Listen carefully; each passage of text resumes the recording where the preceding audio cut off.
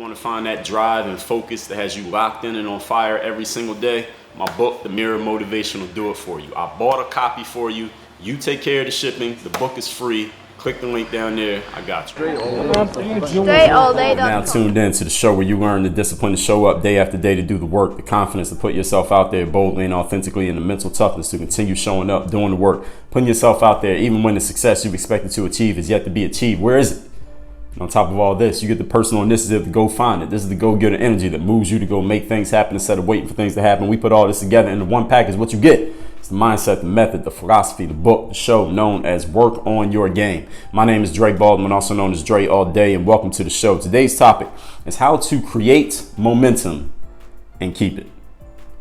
Let's get a definition of this word momentum. I like to give the definition so everyone, sometimes people have different interpretations of words. I get a definition so you know what angle I'm coming from, so you understand why I'm going to say what I'm going to be saying. The definition of momentum is the impetus gained by a moving object. Momentum is the energy that keeps you going in a certain direction when you are already going in that direction. All right, that's my interpretation of that definition, and that's the one we're going to be working off of because it's my show.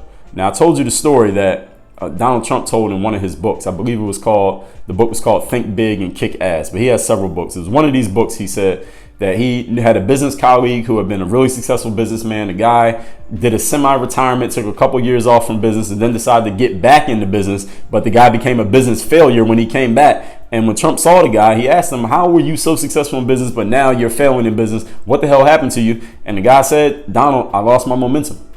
It's not that I lost my skill. It's not that people stopped knowing me. I just lost my momentum. I had everything working in my favor. I was moving in a certain direction, but I stopped my own movement. I halted my own momentum, and I haven't been able to get it back. And that's why I've been failing in business. So momentum is that important in life. When you lose momentum, you may not be able to get it back if you do something or you allow something to be done to you, which stops your positive flow going in a certain direction.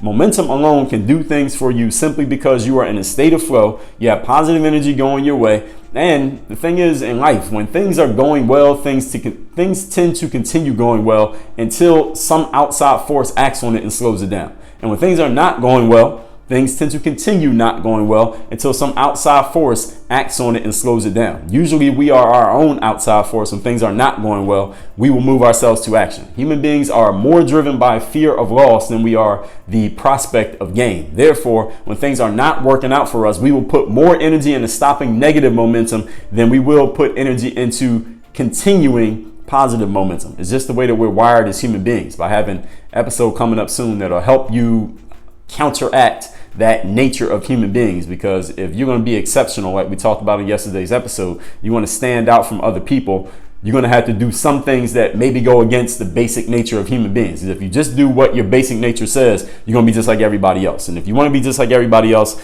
I'll let you know right now, 3 minutes in, you are listening to the wrong show. I have nothing for you. Momentum alone will help you out in many ways that skill, talent, relationships, insight, all those other things can't help you if you don't have any momentum. But once you get momentum going for you, all those other things become enhanced. So if your skill level is a 65, when you have momentum, your skill level feels like and looks like a 75 or 85 or a 95. Your talent, your relationships, all those things seem to work more for you when you have momentum. And when you have momentum, let's say in the media world or in the business world, this is what we call, whenever you hear someone referred to as, this person is hot right now, this person's on fire right now, this person is popping right now. What does that mean? That means they have momentum. Everything that they've done recently has worked. Maybe they put out a book and it sold 1 million copies, or they have a TV show out and it's really popular. They put out an album or a song and it's getting a whole bunch of streams, or they just have a whole lot of fans, or for whatever reason, their name is buzzing in the news and everyone has a positive feeling about that person. That is momentum. When you have momentum, your skills are all enhanced and people see you as better than you actually are when momentum is working in your favor. And when momentum is working against you, people see you as worse than you actually are because you don't have anything working in your favor. So momentum is that important. And that's why we're giving a whole episode to this. I was shocked to notice that I hadn't done a single episode on this concept, or at least a dedicated episode. I've talked about it many times, but I had never done a dedicated episode to this concept of momentum. But the good thing is I check on those things and now I got it for you. So you're in the right place at the right time. What we're talking about here today is also the law of inertia. Law of inertia means a tendency to remain unchanged. And unchanged does not necessarily mean staying in one spot. Unchanged can mean everything's working and it doesn't change. It just keeps working. Or nothing's working and it doesn't change. It just keeps not working. The law of inertia states that an object in motion will remain in motion, or an object not in motion will remain not in motion until or unless acted upon by some outside force. The outside force that we refer to here on this show is always ourselves. So let's get into it. How to create and maintain momentum. How to get the law of inertia, since it is a law, it always exists whether you want it to or not. How to get it working in our favor. We're not going to try to subvert the law or circumvent the law. We're just going to get the law working on our side. Point number one, again, the topic, how to create and keep momentum in life. First thing you got to do is start. I mean, you can't create momentum if you don't do anything, right? Just like in yesterday's episode, the first step to the levels of effort is you got to try. First thing you got to do here is you got to start. You can't create momentum if you do nothing. So what is this? Every day when I introduce the show, the fourth principle is what? Personal initiative. The go-getter energy that moves me, you, and anyone else out there to go and make things happen instead of waiting for things to happen. That's what this is. You must enact some personal initiative to create momentum and to keep momentum working in your favor. You are the outside force that gets inertia working for you and starts things moving, or keeps inertia working for you and continues things moving. This personal initiative. This is the person who doesn't work out too often, but then they go to the gym every day for a week, and then they have started the habit of going to the gym. Now they feel like going to the gym because they've been doing it. Or a person who wants to start a blog, hasn't been writing, but then they start writing every day. All of a sudden they feel like doing it, or drinking more water every day. Whatever it is, somebody, and that's some. When I say somebody, I'm talking about you. They have to get that momentum started. Who's going to start the momentum of making things happen? Whatever that thing is or those things are for you in your life, you have to be the fire starter. You have to be the one providing the energy. And understand it takes a whole lot more energy to start something, to change the inertia of an object, than it does to maintain the inertia of an object. In other words, if you're doing nothing, it takes more energy to get started than it does to keep going. When a rocket ship blasts off, I believe the number was, I may have fudged the number, but it's close to this. I believe someone says 93% of the rocket fuel in a spaceship, when they blast off into outer space, 93% of the fuel is used just for the takeoff, just to break through the Earth's atmosphere and break through the gravitational pull of the Earth. 93% of the fuel is used there. The other 7% is enough to get them all the way to the damn moon or to Mars or wherever they're going, and to come back all the way there and back. They only need 7% of the gas. 90% of the gas is used just to get up and off the ground in the first place. That's the same thing for you. To create the momentum, that's where most of your energy is going to be used. So let me give you a secret. Most people don't have any momentum simply because the law of inertia is so strong against them that they just stay where they are. They don't want to summon the energy. They don't want to utilize the personal initiative to start, to get themselves moving, to change that momentum. The momentum, doing nothing is momentum as well.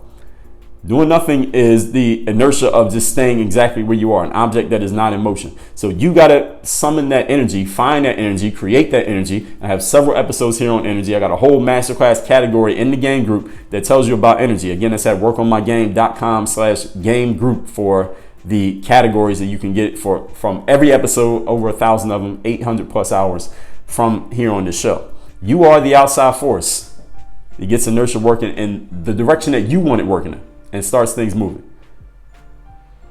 Whatever it is, somebody has to get it started, and your job is to take ownership of this. I got a whole episode on taking ownership of your life. You notice damn near everything that I talk about is connected to something else that I talked about. This is a whole, I wouldn't even call it a puzzle, because the puzzle's already been put together for you. This is a picture, but you got to understand the picture piece by piece, and then you got to go through it and understand why each piece is where it is. There is nothing missing in this picture of the work on your game philosophy. Absolutely nothing. Anything that I figure needs to be dug into deeper or needs to be explained from different angles, I give it to you every single day here on the show. And as you can see, I haven't lost yet. Point number 2, today's topic is how to create and keep momentum in your life. Once you do something, whatever it is, because the topic is creating and keeping momentum. So you've done something. Great. You started. Now, once you've done it, what do you do next? Anybody know? We're talking about creating momentum. You started. You did something. Excellent. The next thing is do it again. Because what we're talking about here, momentum. What's the definition again? The impetus gained by a moving object. When something is already moving in one direction, keeping it moving in that direction. How you do that is by doing the same thing over again. In episode number 280, the topic was lames get lucky, real ones do it again. Anybody can do something one time in life, whether it be something that you wanted to do and you're proud of, or something that you didn't want to do, or maybe looking back you shouldn't have done and maybe you're not so proud of. Anybody can make a mistake one time or get lucky and succeed one time. But if somebody is really about that thing, whether again a good thing or a bad thing, they'll probably do it over and over and over again. There'll be patterns to it. I talked maybe a couple weeks ago, I did an episode where I said humans rarely do things one time. People are creatures of habit. All of us human beings, we have habits. We do things over and over and over again. Most of the things we do, we will do again. But there are a few spots in our lives, and you know your own, I know my own, where we've done something one time. Again, it could be something we wanted or something that we didn't want, and we never did that thing again, or we never will do that thing again. If you are real about what you're doing, if you're serious about creating momentum, you can't do something just one time and think that you're good. All right, that's not momentum. That's just a one-off. You're a one-hit wonder, whether, again, good or bad. If you want to create momentum, you got to do something more than once. At least get to a second time. You do something the second time, you already put yourself ahead of 92% of the population. Momentum requires a string of successive events occurring.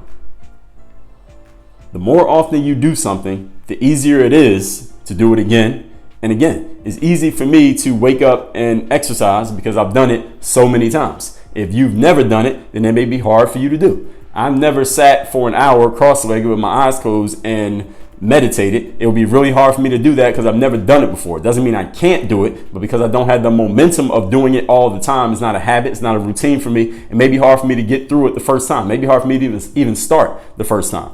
But for someone who does it every single day, it's easy for them. It's the same thing for you. Once you do something over and over again, it only becomes over and over when you do it. You got to do it at least twice to get to the over and over part, right? Plus, any one of us could do something one time. Again, whether it's something we wanted, something we didn't want, something we wish we did, something we wish we hadn't. Once you do something 2, 3, 10 times, now you start to develop what we call a reputation. Think about the reputations that you have in your life. Reputations don't come from doing something once, for the most part. Every now and then, sometimes we label people for something, even though they only did it once. But a lot of times we develop reputations for other people in our minds based on what? Things that they do over and over and over again. And what is a reputation, if we think about it? A reputation is people or a person expecting something of you before you have even done it. That's a reputation. The reputation you may have of me is that tomorrow and the day after that and the day after that, there'll be a new episode of this show in your feed. All right, that's the reputation that you may have in your mind about me. If you don't have that, you should have it because that's what's going to happen. People expecting something of you, and I haven't done it yet. You don't know what tomorrow's episode is going to be. I haven't guaranteed that it's coming out. I kind of have, but I mean, we can't guarantee the future, but you pretty much have a solid idea that another one's going to come out tomorrow, right? That's what reputation means. That is momentum. When people are expecting something of you and you haven't even done it yet, that is momentum. Why? Because in life, we tend to get what we expect. And as humans, we generally tend to conform to the expectations that people place upon us. Whatever people expect from you, whatever reputation people have in their minds about you, you usually conform to those expectations. And conforming doesn't necessarily have to be a bad thing in this case. Now, you have an expectation. I'm going to put another episode out tomorrow. I'm going to conform to that expectation. I'm going to put another episode out tomorrow. All right, so it can be a good thing to conform in some ways, as long as you have control over the conformity that you are conforming to, for lack of a better definition there. So reputation can serve your momentum. And if someone has a reputation for doing something that you don't like, they may, most of the time actually, not even say they may, often they'll do it again, whatever that thing happens to be. This is why the saying is, when someone shows you who they are, believe them. Reputation, we, first of all, usually get whatever we expect from somebody. You expect good from a person, they'll do good. You expect bad from a person, they usually do bad. This is why those of you who have trust issues, you have issues with trusting people, usually people show you myriad reasons why not to trust them simply because you're looking for them. Whatever you expect is what you get. And when you don't have a problem trusting people, when you are just a trustworthy individual, usually people will do things that give you more reasons to trust people because that's what you expect. Reputation that people have of you, whatever reputation you think you have with other people, those are the things you will normally do. Usually we wear our reputations as a badge of honor. We wear it pridefully. I'm proud of the fact that people expect this from me, or they expect that from me, or they know me as this type of person. We like having when we have a reputation in other people's minds. It serves our momentum. Now, if you happen to have a reputation that you don't want, now all that requires is, remember the rocket fuel analogy, you get all your energy up and you can start pushing that momentum, that inertia, to go in the other direction. Point number 3, today's topic is how to create and keep momentum in life. Do not reinvent the wheel for no reason. So you have some momentum here. Whatever you're doing, you have created the momentum. You initiated with your personal initiative. You got started. You did it again, and hopefully again and again and again. So you have things working in your favor. Here's what you don't do. Do not try to reinvent the wheel for no reason. If you have momentum and things are working, let it keep working. This is the saying, if it ain't broke, don't fix it. I was reading this book recently, and its author told the story. He used to be a high school football player. And he said on his football team, he was I forget what position he said he played, maybe offensive line or something like that. And his team would run a play in the game, let's say a handoff to the running back, and they would get maybe 5 yards on the play, which is a pretty positive play. A 5-yard run in football is a pretty positive gain, being that you only need 10 yards for a first down. And he said they would run that play, get the 5 yards, and they'd go back into the huddle, and they'd be waiting for the play call to figure out what's the next play they were going to run. And his football coach, who was this old school guy who had won a lot of championships where he was from, their football coach would yell out from the sideline. He wouldn't even say it through the headset or try to give a signal to hide it from the other team. He would yell it out loud for everybody to hear. He would say, run it again. Run the same play again. And the author, as he's telling the story, he said the coach would say it so loud that everybody on our team heard it. The other team heard it, the fans heard it, the referees heard it, everybody heard him say this, run it again. And it wasn't a trick. This was not a trick play. He wasn't trying to fool anybody. He literally would have his team, and the author said the story, they would run the same play over and over and over again until the other team stopped it. And if the other team didn't stop it, they would just keep scoring touchdowns. And as I noted, if you didn't hear me when I said it, this coach had won multiple state championships coaching football. Any of you has ever played a video game? If you ever played video game football, you've probably done this. You run a play and it worked. You just run the same play over again. You just keep running that play. Or I remember when I played video game football in college. That was the last time I engaged in video games. But I would get a few pet plays. That's how you got to think, a football playbook, especially in a video game, is hundreds of plays, maybe 1,000 plays you could possibly run. Most players don't know all of those plays. Most players come up with a few pet plays. Some have more than others. I had about maybe 10 pet plays that I ran all game, every game. And I was kicking everybody's ass just because I practiced doing those same plays over and over and over again. And I got the best players to run those plays. It's the same thing that you need to do here. When you find something that is working, you do not need to reinvent the wheel to prove anything to anybody, to give no quote variety, close quote, to an audience. No, whatever's working, just keep doing it. When I was playing basketball, I used to put all these workout videos on YouTube, and I'd be doing all these different types of moves and drills. Every single day it'd be some different move, different drill, and people like this stuff. They would watch it, and then I would play in a game. Sometimes a one-on-one game or a full court game. And when I would get in the game, sometimes people would leave comments on the videos and they would say, Dre, it's cool what you're doing in the game. Obviously you won the game, you were scoring a lot of points in the game, but I watch your drills every day and you're doing all these different fancy moves every day in the drills by yourself. But then when you get in the game, all you're doing is the same moves and the same shots from the same spots over and over and over again. What the hell is going on? Why aren't you doing all those moves in the game? And I had to explain to them the same thing I'm explaining to you right here. When you find something that is working, there is no need for you to reinvent the wheel just because. What, are you bored? You're bored with succeeding? When things are working, just keep doing it over and over again. Many people mess themselves up because they find something that's working, but they allow the murmurs from the peanut gallery, the audience members, or their own lack of discipline to force them, for some inexplicable reason, into reinventing the wheel just because they got bored with the success that they already had. Why are you doing this? When you find out what's working, ladies and gentlemen, just keep doing it. You can grow, yes. You can enhance your game, yes. You can evolve your game, yes, while remembering what business you're in and never straying from that business. Episode 1273, the topic is, what business are you in? If you need a refresher on that, go listen to it right now. In the NBA right now, there's a team called the Houston Rockets. And as of this recording, and all of last season in the NBA, the 18-19 NBA season, the Houston Rockets built their offense all around the talents of this one guy by the name of James Harden. Now, what James Harden would do, James Harden averaged 36 points a game last year. It was the most points anybody's averaged in an NBA season since. The only people who averaged that many points in the season are Kobe Bryant, Michael Jordan, and Wilt Chamberlain, and now James Harden.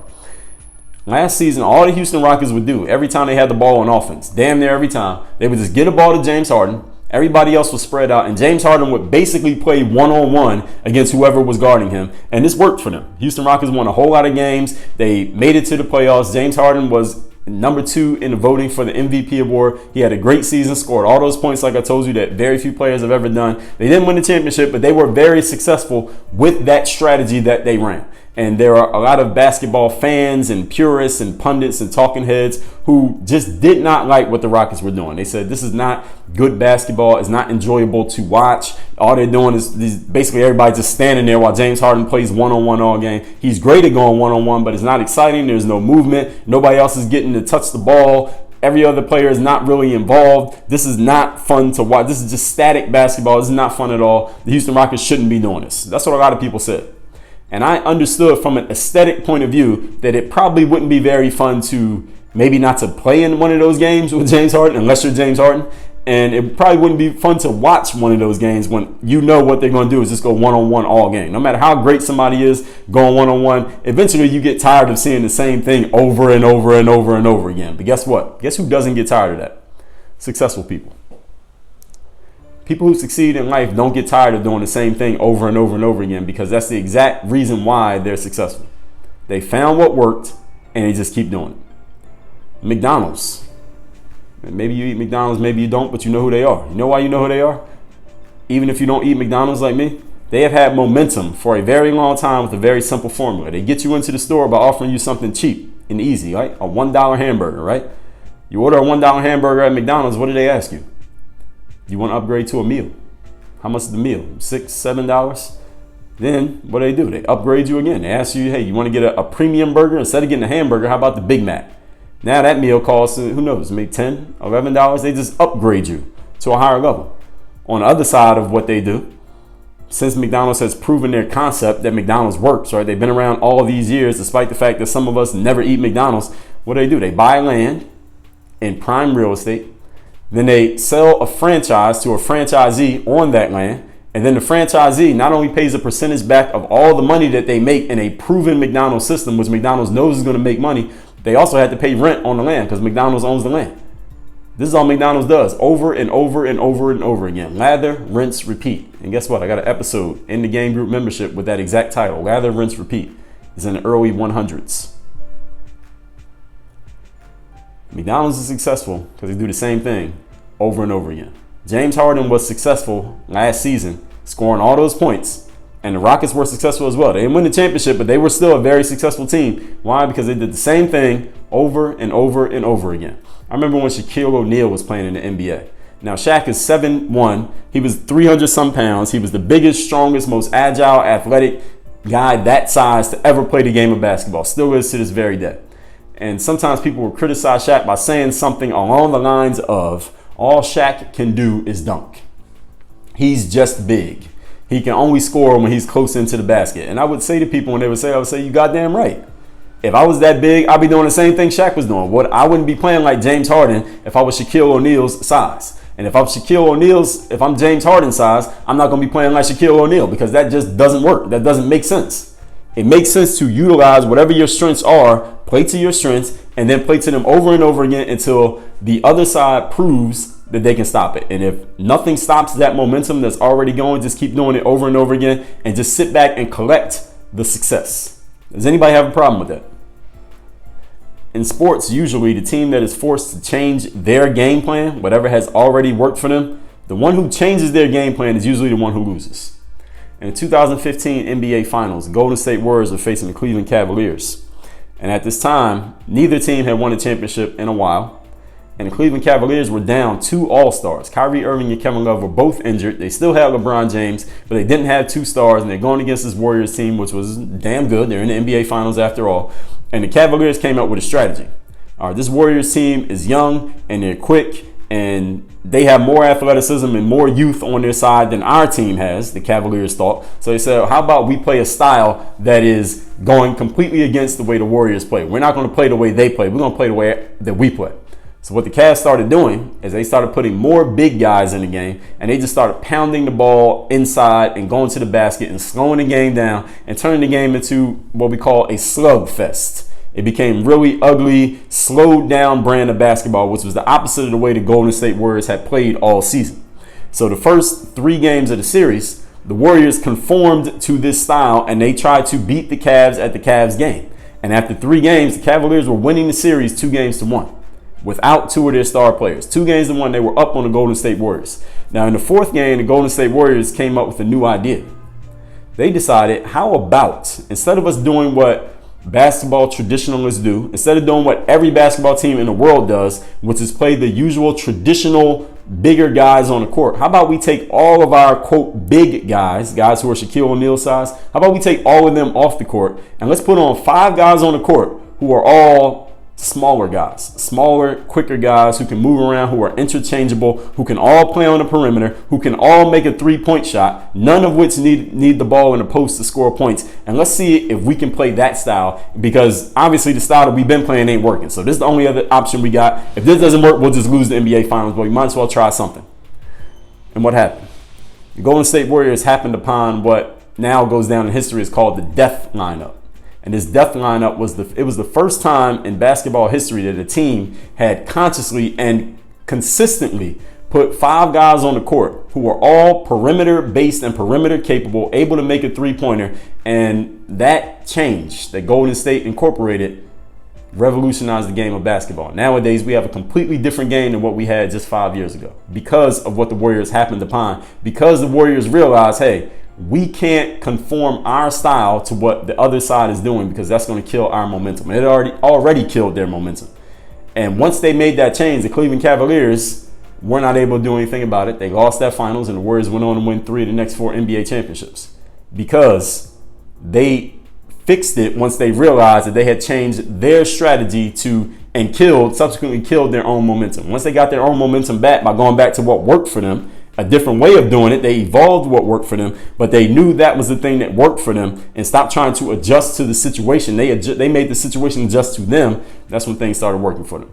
Let's recap today's topic, which is how to create momentum and to keep it. Momentum is defined as an impetus gained by a moving object. Momentum alone can do things for you simply because you are in a state of flow and positive energy is coming your way. This is all about the law of inertia, which is a tendency to remain unchanged. Point number 1, start.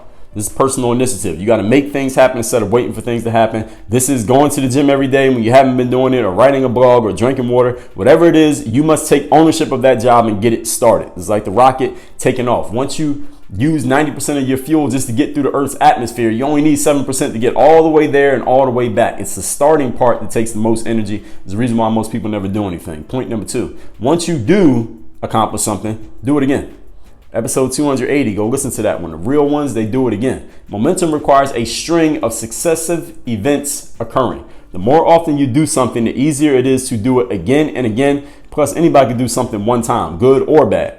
Once you do something 2, 3, 10 times, you start to build a reputation. What is a reputation? It's people's expectations of you. And human beings, we tend to conform to expectations. And we tend to get what we expect. So reputation serves your momentum whether you want it to or not. Number 3, do not reinvent the wheel for no reason. I told you the story. Football coach. They would run a play, and if that play was successful, the coach would say, run that play again. And if it was successful the second time, run it again. And they would keep running the same play over and over and over again until or unless the defense found a way to stop it. And if the defense didn't find a way to stop it, the defense would lose that game to the same play being run over and over again the entire time.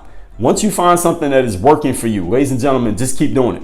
You can grow, yes. You can enhance, yes. You can evolve, yes. While always remembering what business you're in. Episode 1273, never straying from it. McDonald's knows what business they're in. The Golden State Warriors figured out what business they were in. We are a smaller, quicker team that has all these interchangeable players, and we shoot a ton of three-pointers. This is who we are. This works for us. Let's just keep doing it until somebody proves that they can stop it. Nobody actually ever stopped it. The only thing that happened to them is that they got a couple catastrophic injuries that happened to them during the NBA Finals in 2019, without which I think they probably would have won that championship too, and maybe they still be together to this very day. Who knows? But the point that I'm making here is, when you find something that's working, you must keep at it. Work on your game. Dre, all